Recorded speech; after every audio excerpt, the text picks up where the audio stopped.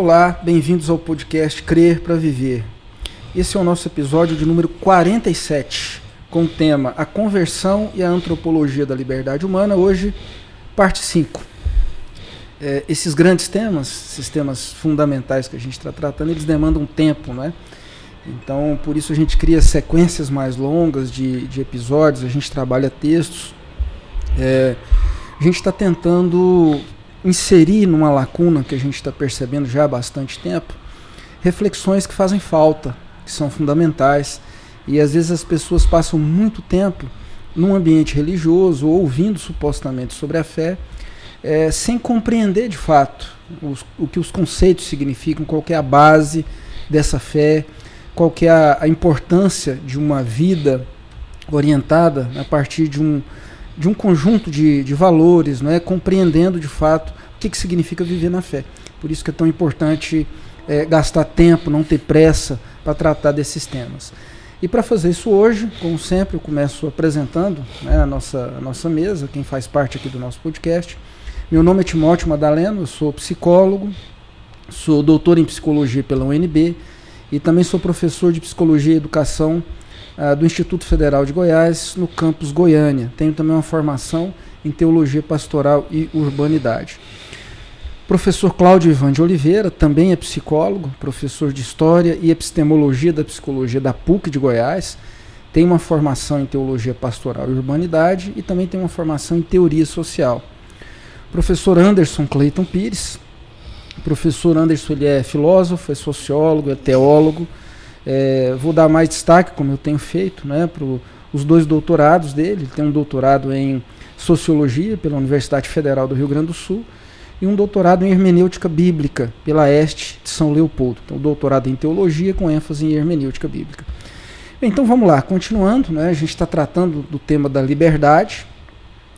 Não, como eu vou reiterar isso, porque eu acho importante, não de um ponto de vista filosófico, a gente não está filosofando sobre liberdade, né? Mas tratando desse conceito como sendo a base da moral cristã. É um conceito sem o qual a gente não vai conseguir compreender. Se nós não o compreendermos bem, nós não conseguiremos compreender a boa parte de conceitos que são básicos, como a conversão, por exemplo. E é isso que a gente está continuando aqui hoje, já o nosso 5º episódio, né, dessa série. Vamos começar tratando de um texto. A gente já tocou nesse texto rapidamente, né, algumas vezes. Hoje o professor Cláudio vai apresentar de maneira mais completa, mais sistemática esse texto, porque ele é um texto importante para a gente pensar algumas questões que inclusive estão ligadas às perguntas que a gente trouxe antes e que virão em seguida, não é? Que é o paradoxo funcional da liberdade. É um texto que não chegou a ser publicado em nenhum jornal, né, em nenhum veículo, ficou só nas redes sociais por enquanto, mas que é um texto importante para a nossa conversa aqui de hoje. Então, professor Cláudio, por favor. Então, professor Timóteo, esse texto, o Paradoxo Funcional da Liberdade, texto do professor Anderson, ele apresenta uma análise, uma interpretação de um problema fundamental para a fé cristã, que é o problema da liberdade. Espero que sejamos bem-sucedidos aqui em ajudar as pessoas a entender que essa não é uma discussão de torre de marfim. Ela está no coração da fé cristã, e para se viver a fé cristã como ela foi, como ela nos é apresentada no Novo Testamento, é indispensável que compreendamos esse problema. Queremos ser bem-sucedidos em ajudar as pessoas a entender isso, não é? O texto do professor Anderson, ele acaba fazendo uma ruptura com uma interpretação do problema da liberdade, uma interpretação que remonta ao pensamento de Santo Agostinho. Eu vou começar um pouco só para expor essa diferença, não é? Santo Agostinho foi o primeiro grande teórico da liberdade, não é? E para responder o problema do mal, havia a acusação de que se existe o mal no ser humano, o mal moral, então será que Deus seria o criador desse mal, não é? O que colocaria em xeque a própria identidade moral, a bondade de Deus. Ele não poderia criar o mal. E Agostinho parte para uma resposta dizendo que Deus não é o criador dessa natureza moral corrompida do ser humano. Na verdade, Deus cria o ser humano com uma natureza saudável. Saudável significa que Deus concede ao ser humano o livre-arbítrio e este ser humano, portanto, é capaz de fazer escolhas morais, não é? Ele pode escolher entre servir a Deus e servir a si mesmo, agir egoisticamente, não é? E Agostinho diz que ao usar mal o livre-arbítrio, esse é o ponto que nos interessa aqui, ponto fundamental, não é? Ao usar mal o livre-arbítrio, o ser humano, Adão, produz então aquele evento da queda, que é, como diz o professor Anderson, o grande golpe que cinde a história da humanidade. E segundo Agostinho, a partir daquele momento, a natureza humana corrompida, ela é tomada pelo problema da depravação total, não é? É um trecho aqui de um texto do Santo Agostinho sobre a graça, a natureza e a graça, em que ele faz a seguinte afirmação, não é? Esse texto está na coleção patrística da Paulus, não é? A Graça, volume 1, e aqui na página 114, Agostinho fala que o pecado corrompeu a natureza humana, criada por Deus sem nenhum vício. O conceito que ele usa, não é? Então ele diz: a natureza do homem foi criada no princípio sem culpa e sem nenhum vício. Mas a atual natureza, com a qual todos vêm ao mundo como descendentes de Adão, tem agora necessidade de remédio devido a não gozar de saúde. Então se trata de uma natureza doente. O remédio que Agostinho entende que opera para a cura dessa doença é a graça divina, não é? E mais adiante ele toca propriamente o problema do vício, não é? Ele diz: o vício, no entanto, que cobre de trevas e enfraquece os bens naturais, a ponto de necessitar de iluminação e de cura, não foi perpetrado pelo seu Criador, ao qual não cabe culpa alguma. Sua fonte é o pecado original que foi cometido por livre vontade do homem. Bem, aqui existe uma implicação muito importante para a nossa discussão hoje, não é? Que implicação é essa? Agostinho fala de uma perda da liberdade. E na condição posterior ao pecado original, Agostinho faz uma afirmação radical que tomou conta de todo o pensamento ocidental e foi reproduzida pela Reforma Protestante até hoje, não é? Tanto por Lutero quanto por Calvino e pelo próprio calvinismo, não é? Que afirmação é essa? É de que a vontade do ser humano caído, ela é uma vontade que perdeu a sua possibilidade de volatilidade, de bivalência, não é? Ela se tornou, segundo Agostinho, uma vontade que inevitavelmente opera para o mal. Ela não tem potência para pender para o bem. Então, na interpretação de Agostinho, não existe um paradoxo funcional da liberdade. Essa regeneração da vontade, para que ela possa ter vitalidade para operar para o bem, segundo Agostinho, só acontece à medida que a graça de Deus sobrenatural, através do Espírito Santo, não é, concede ao ser humano o dom do amor para que a sua vontade penda de novo para a lei. Veja só, o conceito de lei aí aparece. O professor Anderson tem muito a dizer sobre isso. Depois eu acho sobre essa interpretação de Agostinho, não é? Muito bem, um breve momento aí sobre a ideia da depravação total de Agostinho. Não compensa a gente estender isso aqui é só um aporte histórico, não é?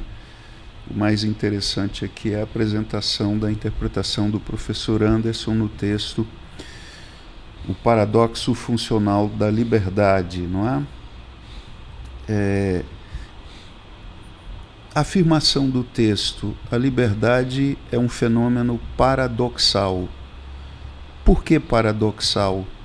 Porque existe nela, uma coexistência, não é?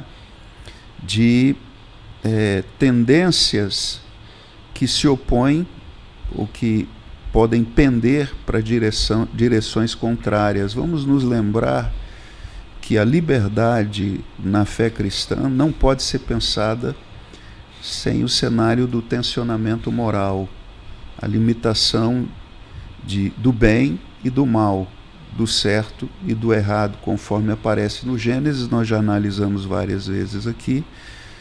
Não se pode pensar liberdade sem uma polarização, conforme acontece no Éden, quando Deus fala, deste você pode comer, de todos os outros não, dos frutos, não é? Então, por que se fala de um paradoxo da liberdade? Porque a vontade, que pode operar tanto na direção da escolha para o bem, quanto na direção da escolha para o mal, e é isso que caracteriza a livre agência do ser humano, não é? Essa volatilidade da vontade é só à medida que se preserva, que se entende, que ela é entendida como inerente à natureza moral da liberdade, é que se pode pensar esse conceito, não é? Então, já fica claro que o professor Anderson aqui está fazendo uma ruptura com a antropologia teológica de Santo Agostinho, com a antropologia da depravação total de Santo Agostinho. Enquanto Santo Agostinho, Lutero e o próprio calvinismo nos falam de uma vontade corrompida e apenas monovalente, capaz de operar apenas para o mal, o professor Anderson diz, não, enquanto livre agente, o ser humano, depois da queda, continua com o seu estado de livre agência caracterizado por essa volatilidade da vontade. Portanto, na livre agência do ser humano, talvez alguns vão achar agora uma afirmação complicada, mas da livre agência do ser humano coexiste potencialmente uma racionalidade transgressora, não é? Não uma racionalidade transgressora que é determinante, inevitável, talvez como pense a antropologia da depravação total. O fato é que o ser humano, ao querer fazer o bem, ele afirma a sua natureza de livre agência. Porém, o fato dele nem sempre conseguir fazer o bem não nega a existência dessa livre agência, mas a afirma, porque quando ele transgride o veto, não é? Ele está afirmando a existência moral de um veto, de um não permitido. Portanto, a interpretação agostiniana de que somente é livre aquele que tem a potência da vontade para permanecer e fazer o bem, não é? E que não é livre aquele cuja vontade não é potente para fazer o bem, portanto uma vontade monovalente, ok? ela é contestada no texto do professor Anderson, que caracteriza livre agência como volatilidade da vontade frente a dois polos que a moral impõe. Tive a impressão que o professor quer interferir agora, não é? A condição humana por queda, o paradoxo, se afirma o paradoxo, e esse paradoxo significa que o espectro da liberdade consiste nessa pendularidade. Talvez isso torna mais claro para quem está nos ouvindo, né? Entender que existe a pendularidade em potencial, né? Não existe ainda em fato. Não houve a quebra de um limite imposto por Deus ao primeiro homem, né? Mas existe uma predisposição que aponta para essa possibilidade, né? De que do potencial a liberdade opere com a força de uma transgressão, a força de uma transgressividade. Portanto, a liberdade, quando compreendida dessa forma, se torna uma liberdade bivalente. Ela opera para o lado da submissão, a racionalidade da submissão, e ela opera para o lado da racionalidade transgressora também.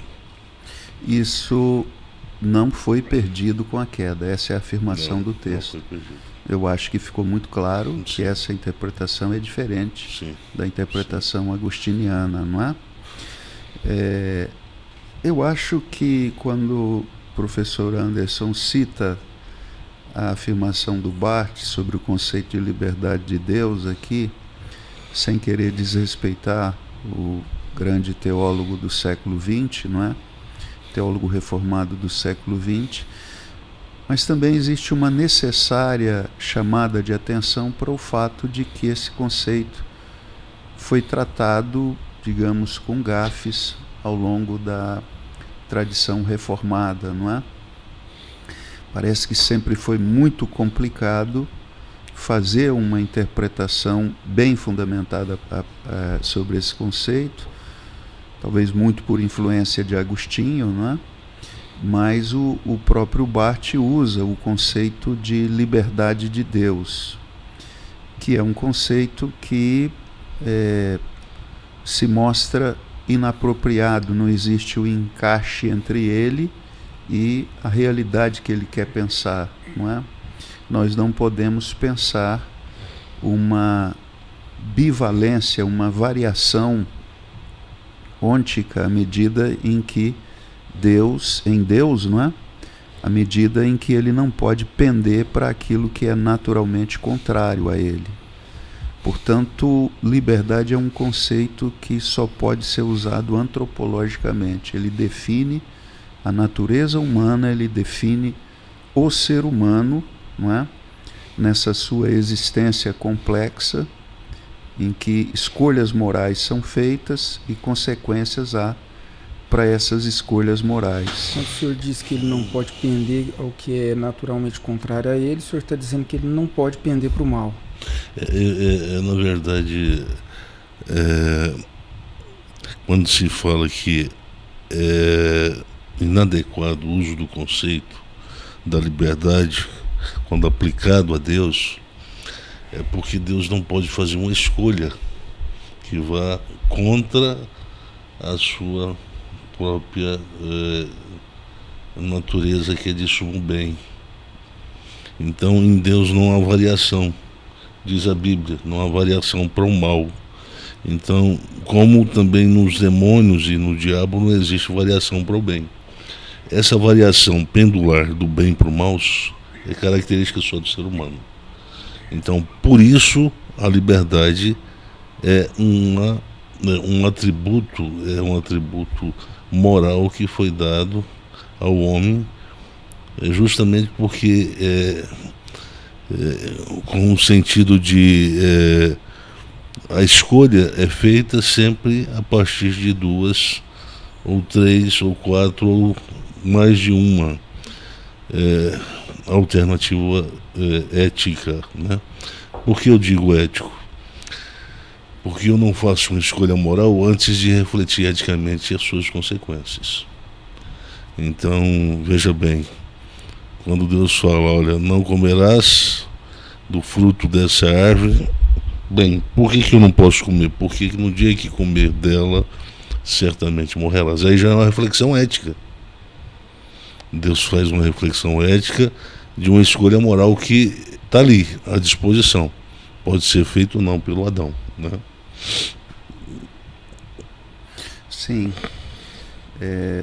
Acho que aí já começa a aparecer uma implicação muito importante para a análise do conceito da liberdade na fé cristã, quando nós olhamos para a liberdade de um ponto de vista dessa afirmação de que existe uma bivalência nela, né?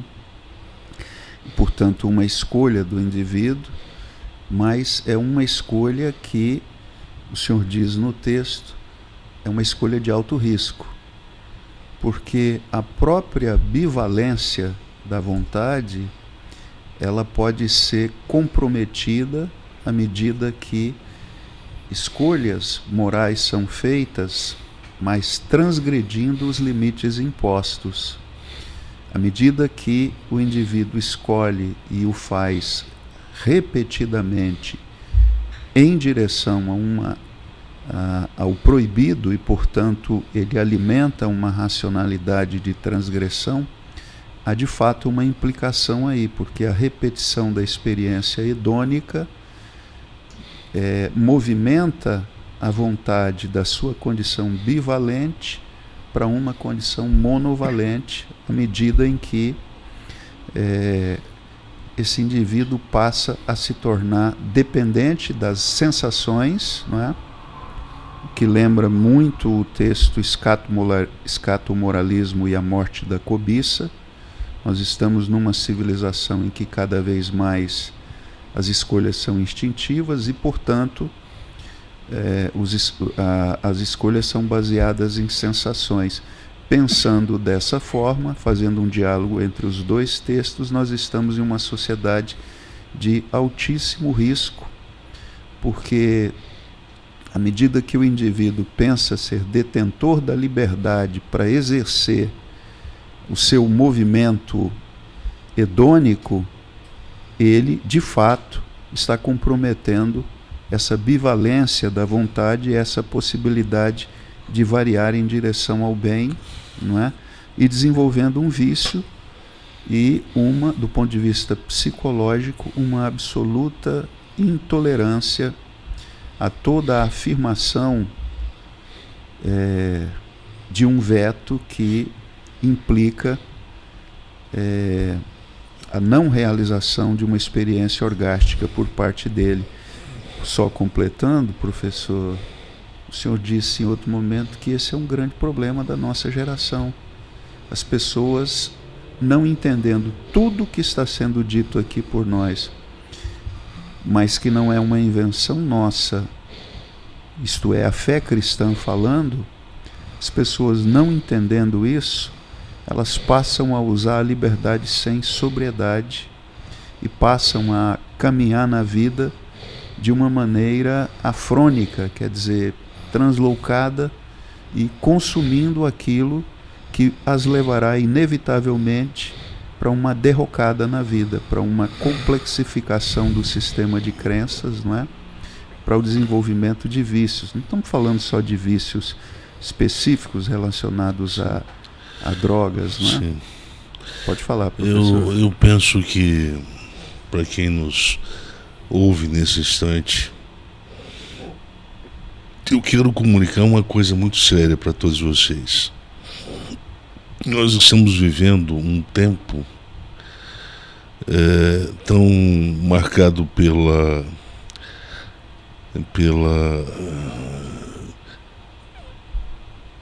reiteradas manifestações de contradições. Nós praticamente normalizamos o conceito de contradição e E ao normalizarmos esse conceito de contradição, nós tentamos criar comportamentos que pudessem se adequar a essa, não é a essa forma paradoxal de existir, de agir no mundo, não. O conceito de paradoxal e de contraditório são conceitos diferentes. Quando eu falo contraditório, é porque nós estamos cada vez mais evoluindo do ponto de vista da construção de uma sociedade altamente civilizada. Quando a gente fala de civilidade, civilização, a gente tem que tomar consciência que nós estamos falando de um comportamento altamente educado, condicionado para evitar exatamente esse conflito, essa contradição entre o natural e o não natural. Então, veja bem, nós vivemos um mundo civilizado, mas olha só a proposta da TIM, viver sem fronteiras. Se nós vivemos num mundo altamente civilizado, uma companhia como a TIM não pode vir com um refrão desse. Viver sem fronteiras, porque viver sem fronteiras sugere viver de forma não civilizada. Por que não civilizada? Porque é uma volta para o estado de natureza. É um convite à volta do estado de natureza. O que é sem fronteira? É onde não há leis, onde não há códigos éticos, morais, coagindo e definindo o comportamento, que já deixa de ser o ethos, já deixa de ser o moralmente aceitável ou não aceitável, passa a ser algo mais pesado. A civilização impõe um comportamento e exige que esse comportamento se adeque de forma que a vida em sociedade seja sustentável. E como é que ela faz isso? Ela cria uma estrutura jurídica rígida para manter a sociedade funcionando, a vida social funcionando, sem que haja, a rigor, certas surpresas. Então nós queremos manter um nível de normalidade. Então nós, para dificultarmos qualquer tipo de ação que contrarie essa normalidade projetada, esperada, a gente cria um aparato legal que vai forçar o cara, por exemplo, a ter que parar quando o sinaleiro aparecer o vermelho. Porque se ele não parar, o que a gente faz? Está com a multa. Então é um aparato jurídico que constrange mais do que isso. Não é só constrange, ele coage o ser humano, a pessoa humana, a ter que cumprir, sob a pena de que, caso transgrida o que foi juridicamente determinado, legalmente determinado, ela paga com o bolso o preço alto por essa transgressão. Isso é um estado de civilização. Se matar, vai preso, vai ser privado da liberdade. A liberdade no sentido político, no sentido sociológico. No sentido social, melhor dizendo. Você vai ser privado da vida em sociedade. Então ninguém quer ficar preso dentro de uma grade olhando para o sol nascer quadrado todo dia, né? Eu posso dizer que quanto mais civilizada é uma sociedade, mais essas regras funcionam. Mais essas regras funcionam. Civilizadas, mais elas são relativizadas. São relativizadas. Mas veja bem, nessa sociedade altamente civilizada que aparece aí pra gente o tempo todo sendo vendida, essa propaganda, aí vem um latim e fala assim: vem ver sem fronteiras. Quer dizer, olha só, o slogan é dizer o seguinte: olha, vamos voltar ao estado de natureza. Deixa esse tempo de civilidade. Eu sei o sentido que ela quer colocar. Quer ter sinal de celular. Mas se eu não precisa, o que ela está querendo dizer é o seguinte: olha, a qualquer lugar você pode ter acesso. Mas a sugestibilidade do conceito vai para além dessa afirmação. Você entende? Entendido sob o viés crítico de uma reflexão ética, eu penso o seguinte: olha, aqui está vendo uma sugestão, hein, de que não está bom a vida em civilidade. Então, o que significa viver em não civilidade? Significa viver sem os códigos normativos e viver sem os códigos ou a consciência ética para impor limites ao comportamento moral. O que isso representa? Isso representa um estado de pecaminosidade. O que é a pecaminosidade? É quando os códigos normativos eles perdem a função de aplicar coerção e correção. Coerção e correção. Eles perdem a força da coerção e eles perdem o efeito jurídico da correção. Ou seja, o Paulo está dizendo, depois eu vou ler isso aqui, porque a expressão que diremos, pois, é a lei pecado?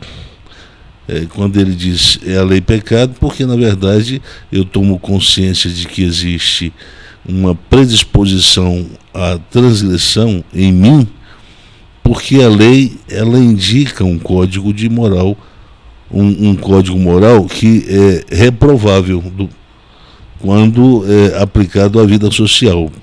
Todo código que a Bíblia fala, todo código moral, todo código legal, ela se refere, o código moral, o código legal, se refere, ela é aplicada, ela é pensada por causa do corpo social, por causa da coletividade. Se eu existisse como indivíduo sozinho numa ilha, não faria absolutamente nenhum sentido em falar em lei. Se morasse só eu. Filme O Náufrago, né? Qual é o sentido da lei? Não existe espaço a ser respeitado. Por quê? Porque não existe um outro. Um outro que representa um limite do uso responsável da minha própria liberdade. Quer dizer, a minha liberdade ela tem limite. E qual é o limite da minha liberdade? Onde a minha começa ou a minha termina, onde a do outro começa. Essa é a definição política que os pensadores modernos deram para definir a liberdade. E a liberdade, quando compreendida dessa forma racional e quando ela funciona dessa forma, então significa que nós não estamos em estado de pecaminosidade. Está funcionando. Agora o Paulo diz, olha, bem, ele está dizendo assim, olha, então a lei é pecado, ele diz, não, de forma alguma. Mas eu não teria conhecido o pecado, e aqui ele está falando não do pecado como a transgressão somente de uma linha proibitiva estabelecida por Deus em relação à ação moral do indivíduo, mas essa predisposição, essa chantagem que coage a vontade humana a querer fazer aquilo que não pode ser feito. O que o senhor chamou de perda da inocência. Perda da inocência. A partir do pecado original. Exatamente. Eu acho que será que isso toca a pergunta que está ali na nossa sequência? Toca a pergunta. Será que seria interessante? Seria interessante. Pode fazer a leitura. Porque a gente, só lembrando para quem está acompanhando a gente tinha uma lista de perguntas, a gente parou na terceira, né? Então agora é a quarta pergunta. Sim. A pergunta é: que relação há ou houve entre pecaminosidade e liberdade no evento da queda antropológica? Sim. É porque nós temos uma forma de liberdade antes da queda e uma forma de liberdade depois da queda. Aliás, há 3 estágios ali. A liberdade que antecede a própria conversa dele. Ali nós temos a liberdade dentro de um espaço livre, que a gente pode chamar sociedade sem lei, ou estado de natureza. Antes do limite estabelecido por Deus. Isso. Aí nós temos o íntere, que é onde Deus comunica os limites da liberdade. Aí nós já estamos pensando na liberdade já num estado civilizado, porque Deus está estabelecendo limites para uma vida organizada, respeitando as consequências, caso o meu ato de transgressão aconteça. Olha, vai ter implicações que vai tocar todo mundo. O Paulo diz, vai tocar a humanidade inteira. Então, cuidado com o que você vai fazer aí, hein? Você tem uma bomba para explodir um planeta. Então, veja o que você vai decidir. O Adão decide. A gente pensa, mas ele poderia ter decidido diferente? Poderia, mas por que ele não decidiu? A decisão dele foi para se submeter a essa racionalidade transgressora. Obedecer esse ímpeto, eu diria, transgressivo que está presente nessa instintividade humana que se comporta de uma maneira absolutamente ilegal, imoral e indecente. Não cobiçarás, pois eu não teria conhecido a cobiça se a lei não dissesse não cobiçarás. O fato é que a expressão não cobiçarás não aparece ali no diálogo de Deus com o primeiro homem, Adão. Entretanto, ela está subentendida, porque o que levou a mulher Eva a comer o fruto da árvore foi os predicados que estão associados a uma espécie de promessa àqueles que consumirem o próprio fruto da árvore proibida. Existe promessa, e eles são promessas boas. Vocês querem ser como Deus? Então coma. Mas antes da serpente fazer essa concessão, sugerir essa concessão, Deus já tinha dito, não coma. Comeu, se criou então um problema, porque agora, a partir de então, a liberdade passa a ser pensada unilateralmente. Ela não deixa de existir, mas ela passa a ser pensada e compreendida dentro de um universo determinado por essa racionalidade transgressora. O espírito, a condução, o poder de coação dessa racionalidade transgressora. E, portanto, quando a gente fala de pecaminosidade, nós falamos de uma coisa que a gente não vê, mas é algo que a gente sente. Por exemplo, quando eu me sinto atraído por algo que eu tenho um desejo de possuir, ali eu não vejo a pecaminosidade, mas ali eu sinto a pecaminosidade. Por que eu sinto? Porque eu me sinto atraído a fazer o que eu não posso fazer. Por isso o Senhor diz que a civilização, na sua modalidade repressora, tradicional, religiosa, ela inevitavelmente produz o fenômeno da cobiça. Uma pergunta, então, para o senhor esclarecer, talvez alguém tenha essa dúvida, não é? Então nós entendemos que o golpe mortal que aconteceu na nossa história, o trauma na história humana, ele é a queda antropológica, não é? Antes da queda antropológica, não havia o componente da instintividade, ele não era um componente dominante na psicologia humana, correto? Sim. E dizer que a instintividade se torna um componente dominante significa que exatamente que nós nos sentimos quase que irresistivelmente atraídos por aquilo que nos é vetado. Nós perdemos a sobriedade para fazer o cálculo escatológico acerca das escolhas. Bem, essa é uma afirmação. Outra afirmação que o senhor faz nesse texto, que é paradoxo funcional da liberdade, é que nós não perdemos a bivalência da vontade. Portanto, a vontade ela pode variar tanto para o mal quanto para o bem. Talvez alguém diga que parecem contraditórias as afirmações, não é? Explica isso, por favor. Daí a razão do paradoxo, né? O conceito paradoxo funcional. Apesar de parecer contraditório, mas é funcional. Sim.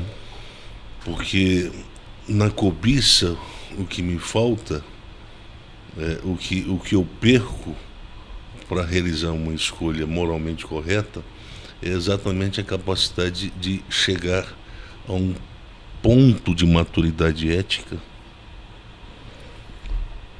a partir do qual eu possa ter consciência plena ou quase plena das consequências de um ato que sugere transgressão. Portanto, quando se fala, olha bem, eu vou pegar o texto grego aqui, né? Nós temos lá no versículo 18 do texto grego de Efésios, nós temos a expressão pleruste. Essa palavra pleruste, pleroma, significa maturidade. Então, lembra daquela expressão teleio ou teleios, teleoteta, que aparece lá no texto grego lá do Hebreus, Epístola a Hebreus. Então, havia uma perfeição a nível de discernimento, de sobriedade no Adão, na condição prequeda. Essa é uma pergunta que nós não temos uma resposta para ela. Porque se houvesse, provavelmente a força da transgressão ou da racionalidade transgressora não o teria coagido a fazer a escolha que fez. Sim. Te respondi? Sim. Falei sobre a volatilidade da livre agência, não é? Como predicado da livre agência.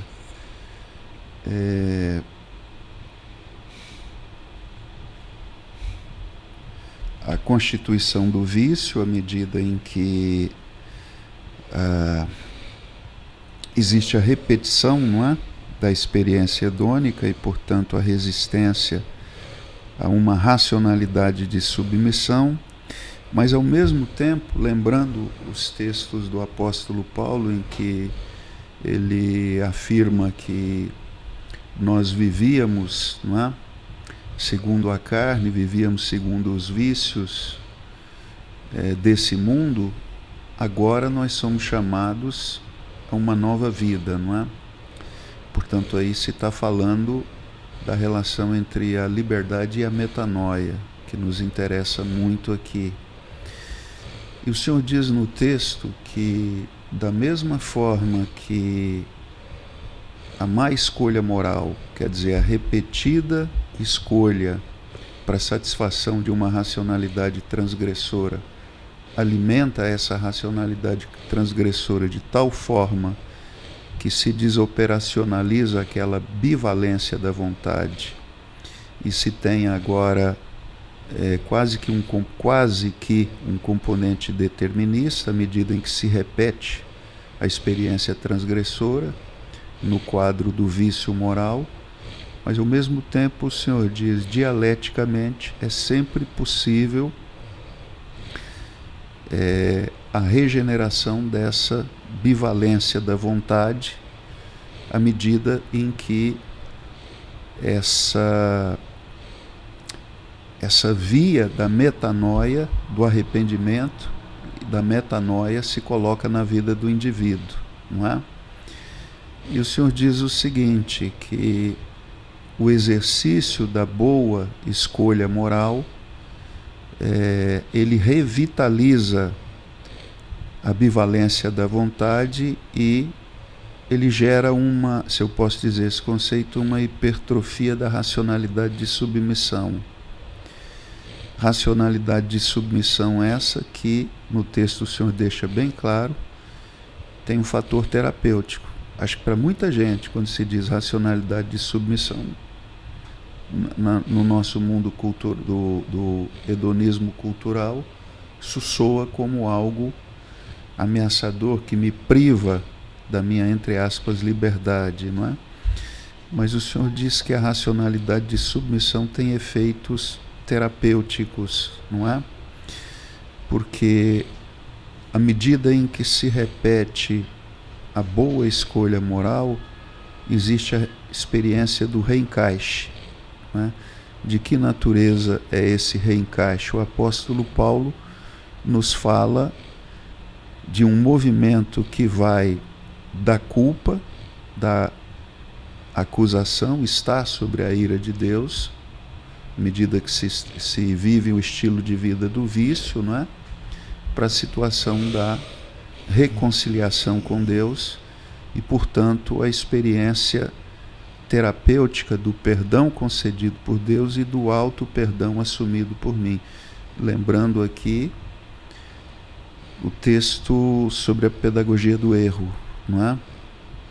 Então há efeitos terapêuticos que se experimenta a partir dessa revitalização da ambivalência da vontade, mas sobretudo de se tem dois cãezinhos, né, a racionalidade transgressora e a racionalidade de submissão, nós podemos alimentar os dois. E a fé cristã nos chama a alimentar o cachorrinho da racionalidade de submissão. Mas que hoje eu acho que o senso comum perdeu isso do seu horizonte, não é? Há efeitos terapêuticos. Esses efeitos terapêuticos são esse reencaixe na minha relação com Deus, e há também o efeito terapêutico de um equilíbrio ontológico do ego, quer dizer, eu não me deixo dominar por nenhum vício. O senhor usa uma citação que todas as coisas me são lícitas, não é? Mas eu não... Nem todas me convêm. Nem todas me convêm. Observe essa afirmação. Eu posso chamá-la de uma crença alcalina. Todas as coisas me são lícitas, mas nem todas as coisas me convêm. Significa que o estado aí está se aproximando do ideal da inocência moral. Eu compreendo que há coisas que eu posso consumir e são atrativas, mas elas não são atrativas a ponto de provocar em mim uma instintividade irresistível. Portanto, me parece que o ego aí, ele recupera um equilíbrio ontológico, ele descobre que, à medida que ele caminha de forma sóbria no mundo, existe um efeito altamente terapêutico que alcaliniza o sistema de crença. Que efeito terapêutico é esse, não é? Eu aprendi a viver de forma que preserva a minha saúde, fazendo boas escolhas. Essa foi uma interpretação que eu fiz a partir do texto. Gostaria de saber se o senhor acha que pode ser feita essa interpretação. Deixa eu só ver se eu entendi. Você está dizendo que aí acho que está subentendida a experiência da conversão, da metanoia. Sim. A partir da qual se recupera a vontade livre, a capacidade de escolher, de analisar as opções e fazer a escolha correta. Mas a conversão, ela é sucedida pelo processo da santificação. Não existe um processo de conversão, existe um processo de santificação. Ela é o ponto de partida. É o ponto de partida, né? E veja bem, a questão que para quem não se converte, vive o dilema de não enxergar diferenciadamente o que é bem e o que não é bem. Esse é o problema. Esse é o problema da comunidade para a qual escreveu o autor desconhecido, provavelmente um escritor judeu, escreveu a comunidade que estava em Jerusalém, carta aos Hebreus. Ele diz, olha, já era tempo, pela idade que vocês já estão, o tempo que vocês já estão na fé, já era tempo de vocês estarem maduros. Olha o termo, pleroma, pleruste, maturidade, deleios, não perfeitos, no sentido como foi compreendida a partir da influência do pensamento e da cultura grega. Mas maduro para identificar o que é bem e o que é mal, sem o aposte holofótico da lei. Agora não tem mais ajuda da lei. Aí a coisa complica. A lei dizia, olha, não faça. O Paulo diz, só que o problema é que no estado da pecaminosidade, olha bem, olha o que ele fala. Olha que coisa interessante. Mas o pecado, tomando ocasião pelo mandamento, ou seja, a lei diz, não cobiçarás. Aí o pecado foi reativado. Estava quieto. Eu não sabia que eu poderia cobiçar. Mas se a lei diz, não cobiçarás, ela diz por quê? Porque eu constantemente me pego em circunstância em que o que está no outro passa a se tornar um objeto desejado por mim. Eu passo a desejar o que o outro tem. Agora, isso aí tem implicações? Tem, a gente pode falar sobre as implicações depois, agora não. O problema é esse, é que, veja bem, o que quebra com o grande evento? É a unidade afetiva. O que se quer restaurar com o processo, o desfecho da salvação? A unidade, a conversão. A unidade afetiva. A unidade afetiva, ela tem hora e data marcada para começar na nossa conversão. Então, nós perdemos ela com a queda antropológica. E nós nos reaproximamos e fomos reconduzidos a ela a partir da conversão, da metanoia. E no processo da santificação, o que eu preciso desenvolver? É maturidade, é plerúster. Olha bem, no texto grego, ele usa uma expressão. Ele coloca uma expressão. Oino. Oino é um negóciozinho que muita gente conhece. É uma bebida que todo mundo conhece, quase todo mundo gosta. Que é o álcool. O álcool presente no vinho. Esse álcool tem poder de alterar e anular a nossa sobriedade a ponto de que a gente não consiga enxergar com clareza aquilo que pode e o que não pode ser consumido, o que pode e o que não pode ser feito, o que deve e o que não deve ser feito, o que convém e o que não convém fazer. Então, esse efeito do álcool, ele existe por quê? Porque o estado de pecaminosidade possibilita que o álcool produza uma certa atrofia na minha consciência ética e, portanto, atrofiando a consciência ética, se hiperboliza ou se hipertrofia exatamente a instintividade que é característica de um estado não civilizado, o estado de natureza. Nós não podemos ficar no estado de natureza. Quando a conversão nos tira do estado de natureza. Para o judeu, o que tira ele do estado de natureza é a lei. Uhum. Para o cristão, é a conversão. A conversão tira ele do estado de natureza. E, portanto, vede prudentemente como vocês vivem. Agora é para o cristão depois da conversão. Ele tem que, antes de tomar qualquer decisão moral, ele tem que fazer questionamento sobre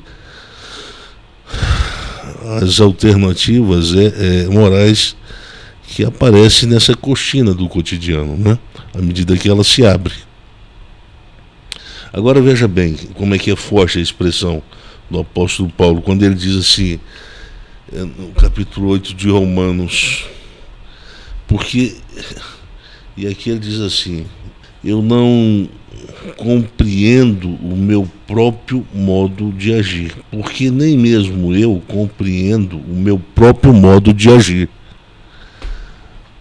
pois não faço o que prefiro, e ao mesmo tempo ele afirma, e sim o que detesto.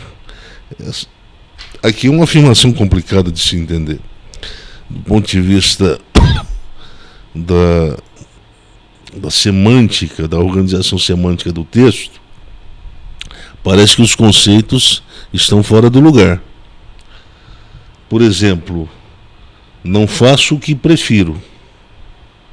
Me parece que depois da queda, a preferência não é objeto do nosso querer. Parece que aí o senhor já está tocando há um tempinho e agora pegou no meio dela, que é a quinta pergunta, né? E o que a liberdade se tornou depois da queda antropológica? Sim. Então, é isso, está indo para essa direção agora. Então, veja bem, então a preferência não se torna objeto do meu querer. Então aqui nós temos um primeiro problema. O conceito é um conceito problemático. Por quê? Porque ele oblitera a compreensão do meu próprio, eu diria, comportamento em espaço social. A cobiça é uma transgressão que só pode ser compreendida, entendida dentro desse limite da relação de pessoas com pessoas. Fora desse limite é um conceito que não faz sentido. Se eu estou sozinho morando numa ilha, náufrago, só tem a presença do Wilson lá, e o Wilson é um cara camarada, ele deixa o cara conversar o tempo todo e não interfere em nada, então eu não tenho o que cobiçar. Eu não vou cobiçar a inteligência do Wilson, porque o Wilson não representa um objeto cobiçável para mim. É uma companhia que eu busco, mas ao mesmo tempo é uma companhia que não me oferece nenhum tipo de predicado cobiçável. Portanto, não ameaça a sobrevivência dos meus predicados frente a um cenário de competitividade como é na sociedade atual que a gente vive. Por que eu tenho que importar predicados alheios para arregimentar, para qualificar ainda mais a minha racionalidade performática nos dias de hoje, no mundo de hoje? Porque nós estamos numa sociedade de permanente conflito de preferências. A gente está ainda definindo quais são os predicados mais performáticos, mais eficientes para atingir certos objetivos em termos de projeção de uma preferência coletiva. O que as pessoas mais querem, o que elas mais gostam de ver nas pessoas?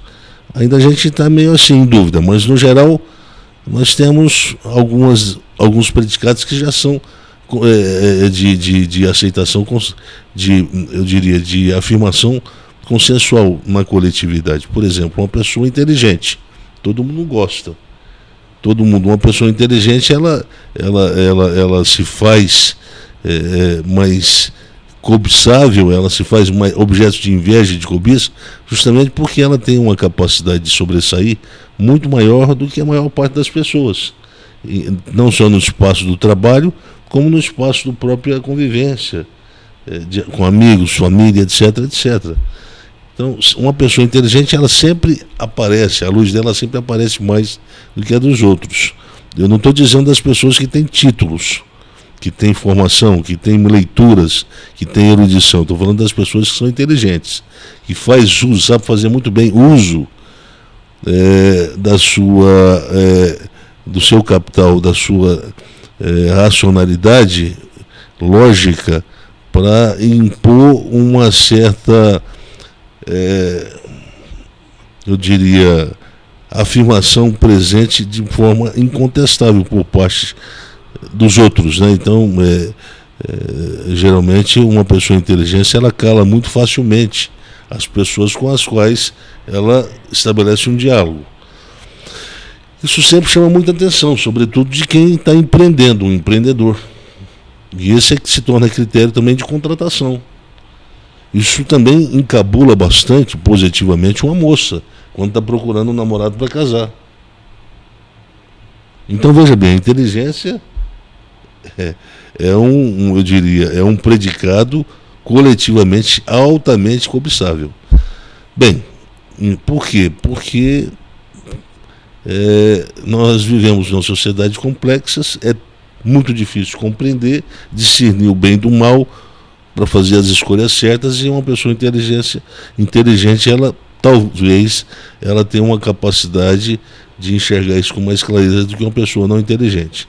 Pelo menos essa é a forma como se avalia do ponto de vista secular, né, da inteligência secular, da compreensão secular. O Paulo não, ele não está compreendendo a coisa da forma secular, mas ele está dizendo que ele está fazendo uma divisão entre o querer e o poder. E aí ele faz uma afirmação, essa afirmação que eu fiz, que é uma afirmação altamente complicada, porque ele diz que a minha preferência é exatamente para fazer o bem. Se a minha preferência é para fazer o bem, então ele está dizendo que os meus instintos operam para beneficiar a minha escolha moral. Olha a contradição aí. A força dos meus instintos. Porque a preferência por exemplo, se a gente tiver uma melancia e um pedaço de carne, e você oferecer essas duas para um leão, o que ele vai comer? Obviamente será carne. Por que ele vai ter a preferência? Porque corresponde com sua natureza. Ele é carnívoro. Então, sempre quando a gente fala de preferência, a gente fala disso.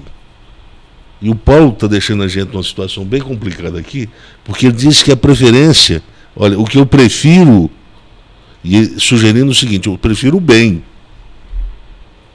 Mas não é qualquer bem, é o bem pontificado pela lei. Então, é o bem pontificado pela sociedade civilizada. Então, significa que eu me dou bem não existe uma relação de demanda jurídica entre eu e o espaço social. Está tudo em paz. Tudo que a sociedade me cobra, eu quero fazer. É assim que funciona? Então não deveria haver conflito entre o indivíduo e a sociedade, mas há. Paulo, ajuda a gente aí, que nós estamos numa situação bem complicada agora. Como é que é esse negócio? Você prefere o bem? Pois o querer o bem, depois ele fala, não está em mim. Pois é, e aí? Esse querer o bem não está? Então ele está dizendo o seguinte, que no estado pós-queda, a preferência é fazer o que é instintivamente posto. E ele está dizendo uma outra coisa, que o bem deve ser capturado pela vontade, pelo querer. Esse querer tem a ver com o estado instintivo. Então, o querer é alguma coisa que se tem. Eu quero comer, eu estou com fome. O querer é isso, é sentir fome. Ou seja, é algo da minha natureza. Então, esse querer, o bem, não está em mim. Não está em mim querer o bem, e, portanto, também não está em mim o efetuar esse bem, porque o querer está ausente. Então, é um jogo, uma combinação de afirmações que torna um pouco mais complicado essa dinâmica paradoxal da própria liberdade. Como é que ela funciona? né, ela funciona de forma paradoxal. Ela funciona, e aqui está o paradoxo. O paradoxo está exatamente nisso. A liberdade, ela é um fenômeno de natureza moral e, portanto, ela faz uma reflexão ética, ela discerne onde está o mal e o bem, e aí ela realiza a escolha e efetua essa escolha. Em termos, não foi isso que a gente falou lá atrás? Desde o Natal, a mensagem sobre o Natal, não é isso que a gente tem falado? Pois bem, então nós estamos agora aprofundando a nossa reflexão. Nós estamos indo para um estágio mais complexo da nossa reflexão. E esse estágio mais complexo torna a coisa agora bem complicada mesmo. Porque, em outros termos, eu vou dizer o seguinte: o que é que está em jogo? O que é que precisa, de fato, se encaixar no conceito de salvação? Bem, quando é que vai acontecer a redenção para o corpo? Na ressurreição. Então, na ressurreição, a redenção para o corpo vai ser consumada. Agora, e para a redenção da pessoa? Qual é a promessa de redenção para a pessoa? O que vai acontecer? Quando ela vai acontecer de forma consumada? Quando a liberdade estiver operando de forma madura. Daí a perfeição, o uso do conceito de perfeição. Quando a liberdade estiver funcionando de forma perfeita, madura. Quando ela conseguir enxergar perfeitamente o bem e o mal sem titubear, sem dizer o seguinte: olha, eu não consigo querer o bem. Eu não consigo querer o bem. Mas eu vou ter que querer o bem. Porque esse é o sentido da santificação. Voltar à inocência significa que em algum momento eu quis o bem. Em algum momento o bem fez sentido moral para mim. Mas depois que a humanidade evoluiu em termos cronológicos e que a civilização foi se tornando um processo mais complexo, então essa inocência se afastou cada vez mais do seu, eu diria, do seu estado ideal típico, né? Então nós temos uma liberdade que, vou usar a expressão aqui, se perdeu. Ela se perdeu e, ao mesmo tempo, ao se perder no tempo, ela perdeu a sua capacidade de enxergar. O nosso problema maior é identificar, é discernir aonde está o bem e aonde está o mal. Eu acho que aí é uma reflexão num nível um pouco mais complexo. Porque o bem e o mal, o Paulo diz que o mal está na carne dele. Alguém vai dizer o seguinte: mas o Paulo então é agnóstico? Essa afirmação de que o mal está na carne é uma afirmação gnosticista, é uma afirmação platônica. Mas o Paulo era platônico? O Paulo está dizendo que é nessa carne que está o mal? Ele diz que eu olho para o meu corpo e vejo uma outra lei que milita contra a lei do bem, da lei, e cria uma bifurcação, uma separação entre o eu. Cria aí um ego e um superego. Entendeu? Então, eu vou parar aqui, mas eu já estou trazendo um problema. Então, o problema está no homem, está no corpo, está no soma. Esse soma deve ser entendido como corpo, esse corpo, essa carne. Ou o que existe, na verdade, é uma combinação de vida fragilizada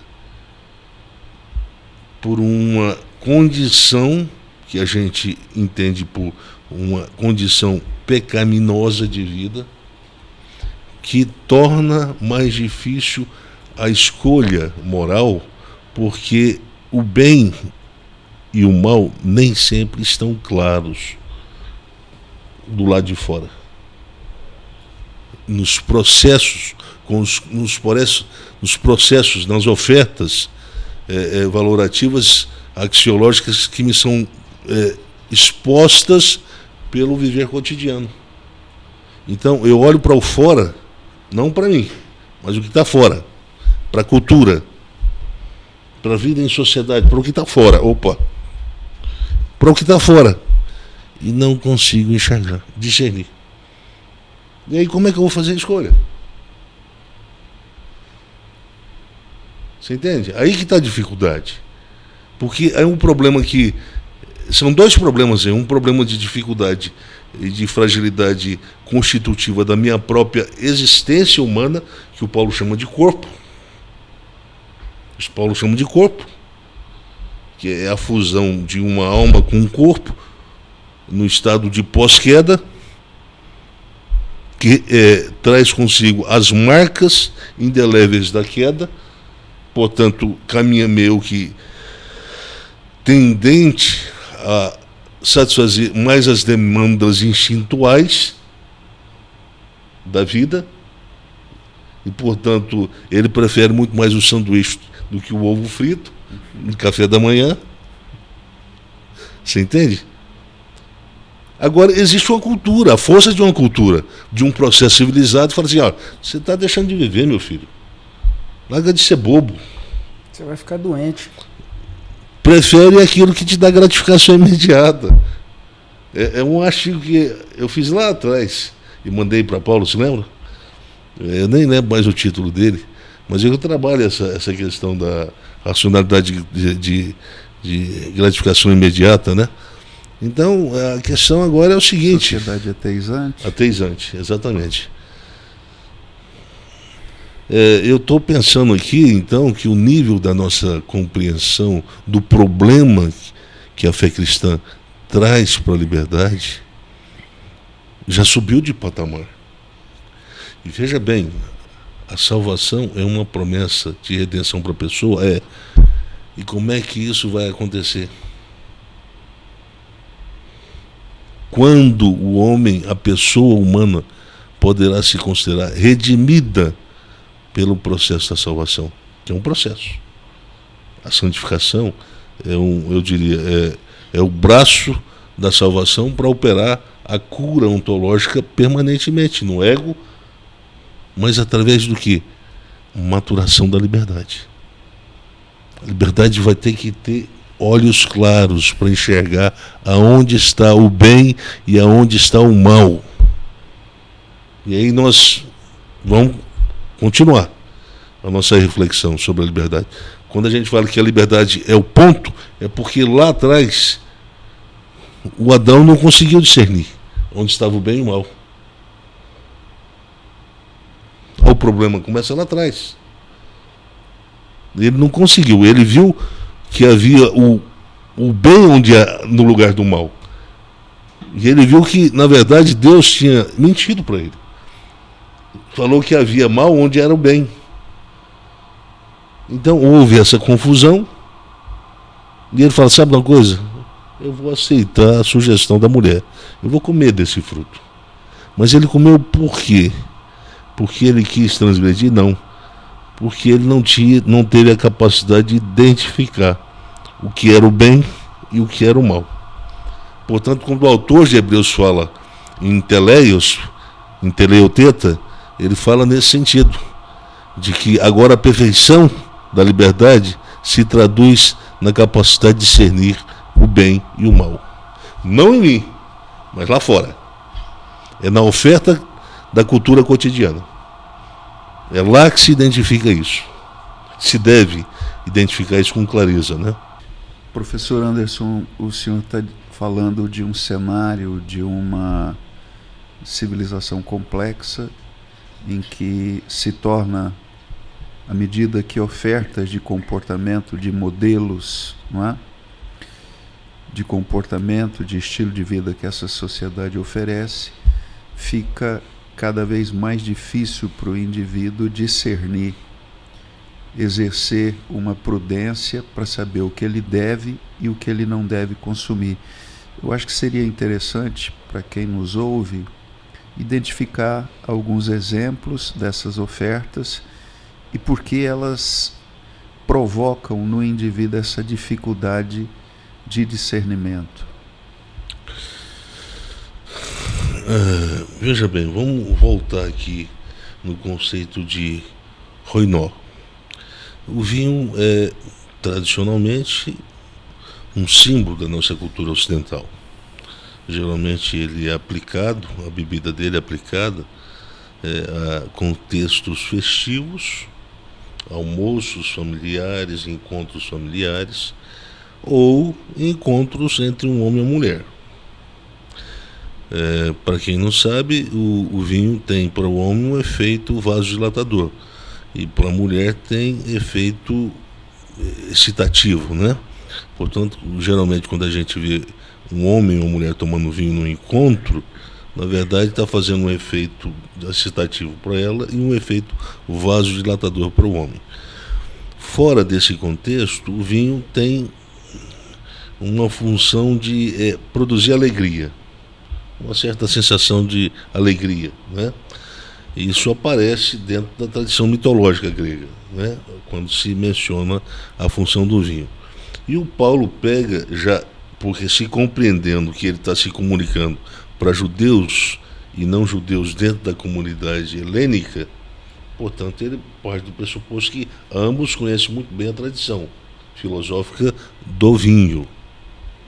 Então ele usa o conceito ou o símbolo que esse vinho tem, costuma-se ter, quando você bebe muito vinho, significa que existe um composto do vinho que, ao ser consumido, vai afetar uma parte do cérebro, da cabeça, obviamente, eles não pensavam em cérebro, e que vai alterar o comportamento. Em que sentido que vai alterar o comportamento? Vai dificultar a percepção da realidade. E dificultando a percepção da realidade, vai trazer ainda mais a dificuldade, vai acentuar ainda mais a dificuldade de diferenciar se existe o bem e só o bem, ou se existe um mal escondido por trás de um bem, compreendido como uma oferta dada pelo efeito do vinho. Uhum. Aí está o exemplo. Um exemplo que fica claro.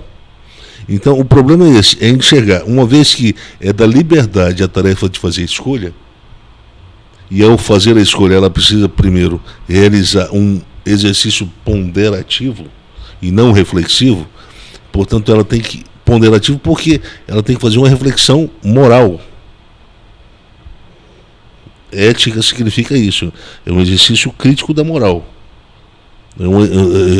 Então Paulo diz, quando fala veja prudentemente, então ele está dizendo, veja criticamente a forma como vocês estão fazendo as suas escolhas. Diferentemente da lei, o cristão não tem e não faria sentido pensar em uma descrição específica de condições e de exigências em termos de comportamentos frente a condições muito específicas, não é? Exatamente. E o problema é que também não é a lei que produz a oferta da salvação.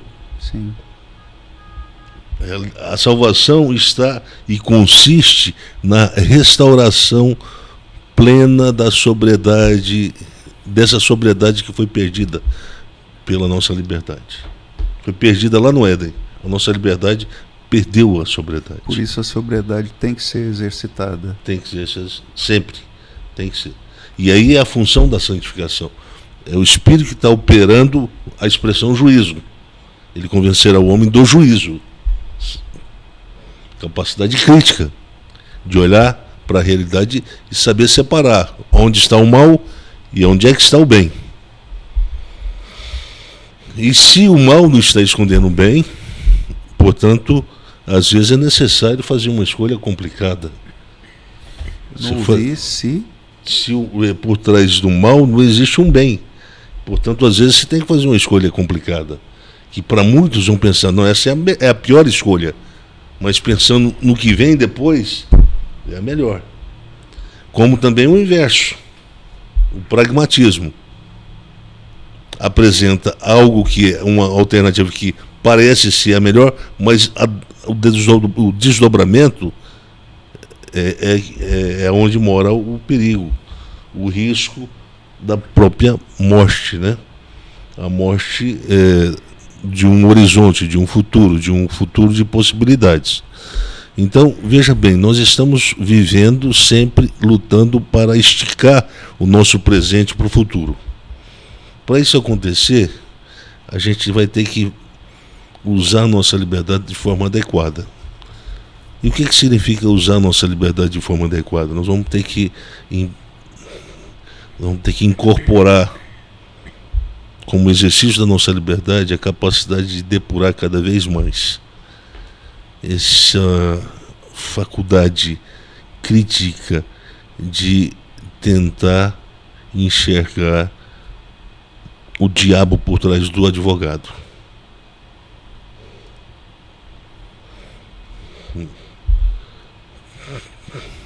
Deu para pegar aí, Timóteo? Advogado às vezes tem a aparência de bonzinho, né? Ele vai lá para te defender, mas o que ele está fazendo é absolutamente demoníaco. Ele está te conduzindo para o mal sem se perceber. Essa é a dificuldade, porque junge dois problemas: o problema de uma deficiência autoconstitutiva da liberdade, portanto é um problema da minha condição humana, da minha vida humana. O sarx, o soma, são conceitos que em contextos diferentes são usados com sentido de existência humana compartilhada, né? E a cultura, querendo ou não, a gente vai cair no binômio freudiano, né? O superego e o id. E então existe um problema funcional tanto aqui quanto ali. Então a liberdade ela é uma faculdade que vai em direção ao bem, mas também se deixa ser enganada pelo mal. Isso faz parte do enredo funcional da própria liberdade. E enquanto ela vai sendo santificada, e ela é santificada na experiência, nos erros, ela vai sendo santificada. Pedagogia dos erros, né? Quer dizer, eu pus erros no plural aqui porque pela quantidade, né? A gente está o tempo todo errando. E erra muito mais aqueles santinhos, né? Aqueles super crentes, como chamavam na década de 80, né? 90, aqueles que parece que são os preferidos do reino de Deus, né? Aqueles que não pecam, não erram, são aqueles que podem atacar todo mundo, chamar todo mundo de pecador, e fica por isso mesmo, porque eles são muito santos. Então eu acho que aqui nós temos uma clareza melhor sobre o conceito de redenção aplicado à liberdade humana. A liberdade humana, ela foi a primeira a ser afetada no Éden.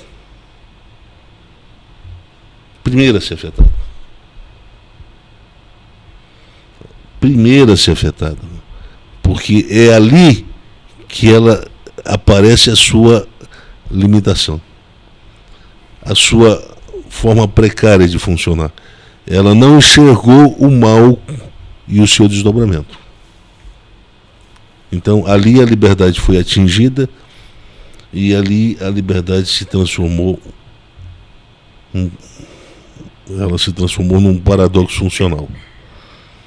É a partir dali. Então a liberdade foi o primeiro predicado humano a ser atingido pela queda antropológica.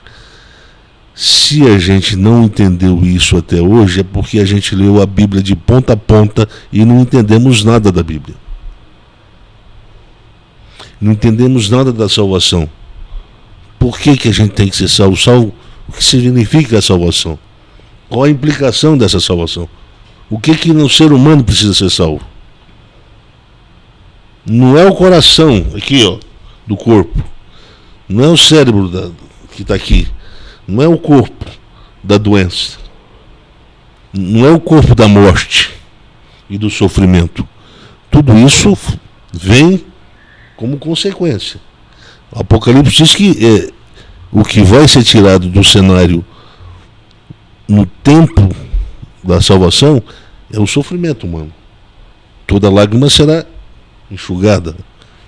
No entanto, quando se pensa em termos de redenção humana, se tem que se colocar a redenção humana é a redenção da pessoa, não é do seu corpo. A redenção do corpo humano acontecerá com a ressurreição. Isso está mais para frente. Mas antes de chegar a isso, o homem precisa chegar a pleroma, plenitude, o pleruste, né? Tem que chegar à maturidade da capacidade de discernir o bem e o mal, sem o auxílio da lei. Sem o auxílio da lei. Portanto, é retórico quando Paulo diz a lei é boa, mas ele não é judeu. Mas ele está dizendo, olha, não, eu até concordo que a lei aponta para um caminho, quando diz assim, olha, não matarás, não cobiçarás, que é o conceito que ele usa. Eu diria que é o conceito mais importante, é a prescrição mais importante do Decálogo.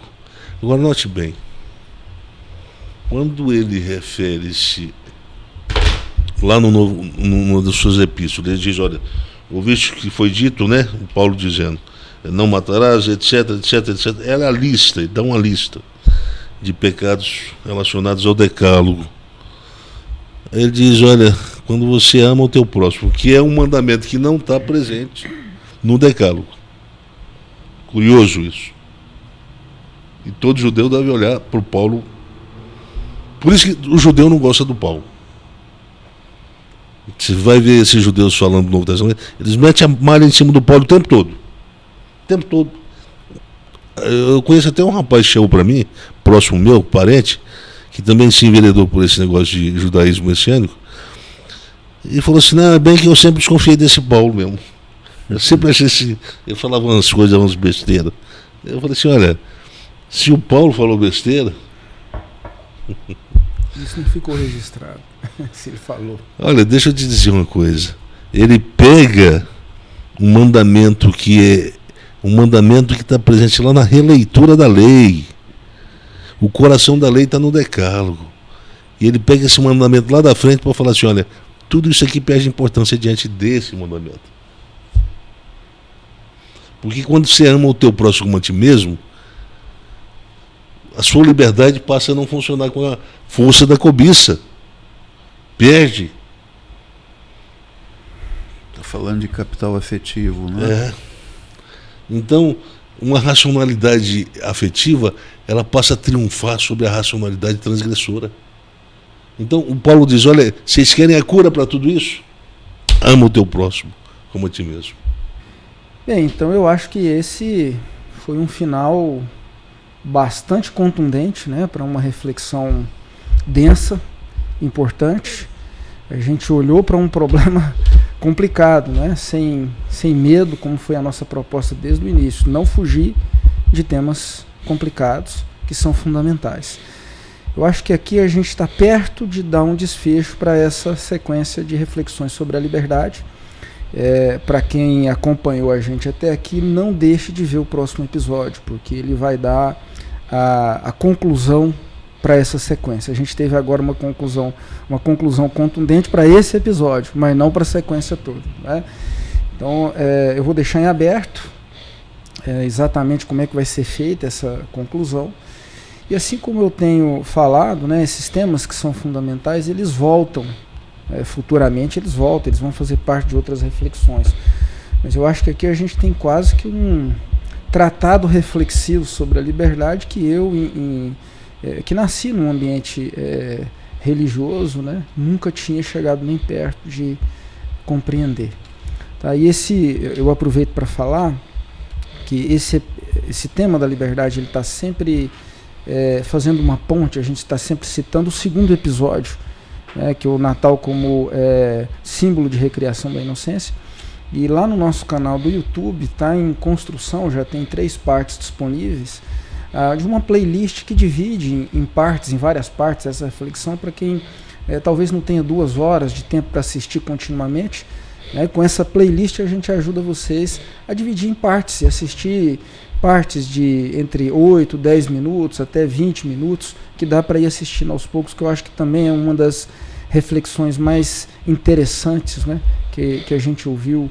Eu estou dizendo ouviu porque enquanto eu estou aqui dentro do estúdio eu estou ouvindo também, né? Foi uma das que produziram mais impacto para mim até hoje. Eu acho que para muita gente que parar para olhar, esse impacto vai acontecer também. Bem, então é isso. Muito obrigado. Muito obrigado por todo mundo que vem seguindo a gente no YouTube. A gente já passou de 1.500 inscritos no YouTube. Eu vou pedir para esses reproduzirem, divulgarem. Reproduzam os nossos cortes, divulguem os episódios e ajude a gente a aumentar, a expandir esse público. Lembrando que a nossa finalidade aqui ela não é em hipótese alguma de natureza financeira, né? A gente não quer lucro com isso, a gente quer simplesmente levar luz, clareza para a compreensão do Evangelho do Reino de Deus. É isso, muito obrigado e até o próximo episódio.